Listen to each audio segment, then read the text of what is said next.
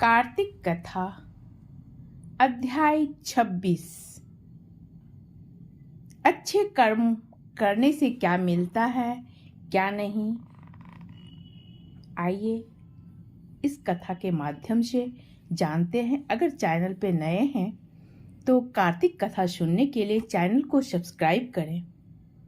प्रेम से बोलें हर हर महादेव, लक्ष्मी नारायण की जय, राधे राधे, कृष्णा कृष्णा। श्री कृष्ण बोले, पहले उज्जैन में कोई घनेश्वर ब्राह्मण रहता था। वह अपने कर्मों को नहीं करता था, पापी और दुष्ट बुद्धि था। रस, कंबल, चर्म के व्यापार करता और झूठ बोलता, चोरी, वैश्या, शूरापान इनको करता और उसका चित्त दुखी रहता था। खरीद फरोख्त का कार्य करता हुआ वह घनेश्वर कभी महर्षि की बसाई महिष्मतीपुरी में पहुंचा, जो पवित्र नर्मदा नदी इसका परकोटा हो रही है। वहां घनेश्वर ने कार्तिक स्नान करने वालों को देख 1 महीना निवास किया। बिक्री के लिए नर्मदा के किनारे घूमते हुए उसने स्नान करके जप और पूजन में लगे हुए ब्राह्मणों को देखा। कोई पुराण पढ़ रहे हैं, कोई सुन रहे हैं, कोई नृत्य एवं गाने बजाने में मस्त है, कोई विष्णु की मुद्रा में अंकित है तो कोई तुलसी माला पहन रहे हैं। ऐसा देखा। नित्य वहां घूमता तथा वैष्णवों का दर्शन कर भाषण सुना करता। इससे विष्णु के नाम का बोध हुआ। इस प्रकार महीने भर ठहरकर उसने कार्तिक के उद्यापन की विधि को तथा भक्ति सहित भगवान के जागरण को देखा। पूर्णमासी के दिन ब्राह्मण, गौ इनका पूजन, कार्तिक स्नान किए मनुष्यों को दिए गए भोजन दक्षिणा को देखा। फिर शाम काल के समय मनुष्यों ने शिव जी की प्रीति के लिए दीप दान किया, उसको भी देखा। फिर पूजन आदि को देखता हुआ घनेश्वर घूम रहा था, तभी काले सर्प ने उसे काट खाया। वह व्याकुल होकर गिर पड़ा। मनुष्य उसको गिरा देख उसके चारों ओर इकट्ठा हो गया और तुलसी मिला जल उसके मुख में डाला। यम के किंकर यमदूत उस मरे हुए को बांधकर कोड़ा से मारते हुए यमराज की से मणिपुरी को ले गए। चित्रगुप्त ने उसके सब बुरे कर्म यमराज को बताए कि इसने अपने जीवन में कोई सुकृत नहीं किया।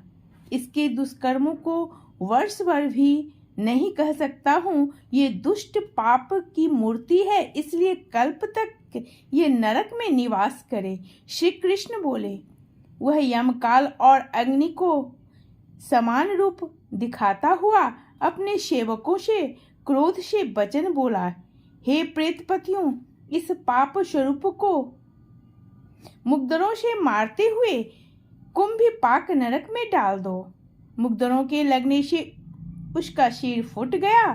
फिर घनेश्वर को प्रेतपति ने तेल में के औटाने जिसमें शब्द हो रहा है ऐसे कुंभिपाक नरक में डाल दिया गया, किंतु उसके डालने से अग्नि शीतल हो गई, जैसे प्रहलाद को डालने से अग्नि शीतल हो गई थी। प्रेतपति ने विस्मय युक्त हो वह शव वृतांत यमराज से जाकर कहा। यमराज प्रेतपति की बात सुनकर विस्मय से विचार करने लगा। तभी वहां नारद जी पधारे। यमराज ने उनका पूजन किया।